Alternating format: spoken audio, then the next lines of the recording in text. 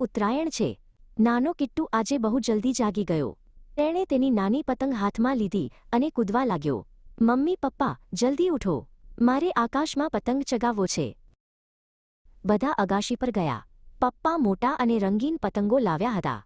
કિટ્ટુએ એક મોટો લાલ પતંગ જોયો અને કહ્યું, પપ્પા મારે આ પતંગ ચગાવવો છે. પપ્પાએ હસીને હા પાડી. કિટ્ટુ પતંગ પકડીને જોરથી દોડ્યો. તેને લાગ્યું કે પતંગ ઉડશે, પણ પતંગ તો જમીન પર જ ઘસડાવા લાગ્યો.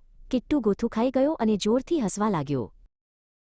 મમ્મી ગરમાગરમ ચીકી અને તલના લાડુ લઈને આવી. કિટ્ટુ, પતંગ ચગાવવા માટે શક્તિ જોઈએ.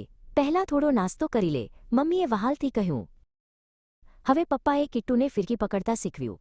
ધીરે ધીરે દોરી છોડજે, કિટ્ટુ. પપ્પાએ કિટ્ટુના નાના હાથો પર પોતાના હાથ રાખ્યા.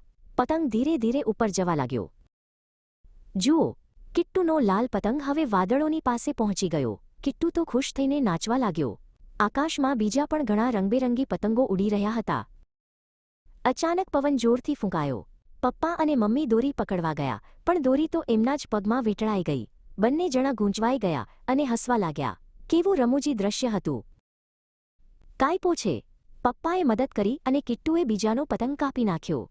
કિટ્ટુએ જોરથી બૂમ પાડી. આખા મહોલ્લામાં સંગીત અને આનંદનો અવાજ આવતો હતો. ધીરે ધીરે સાંજ પડી. આકાશમાં હવે પતંગોની જગ્યાએ નાના દીવા જેવા લાલ ફાનસ તુકલ ઉડવા લાગ્યા. મમ્મીએ કિટ્ટુને તેડી લીધો અને આકાશ બતાવ્યું. આખો દિવસ મજા કરીને કિટ્ટુ હવે થાકી ગયો હતો. તે પપ્પાના ખભે માથું રાખીને સૂઈ ગયો. પપ્પાએ તેને વહાલ કર્યું. આ કિટ્ટુની સૌથી સુંદર ઉત્તરાયણ હતી.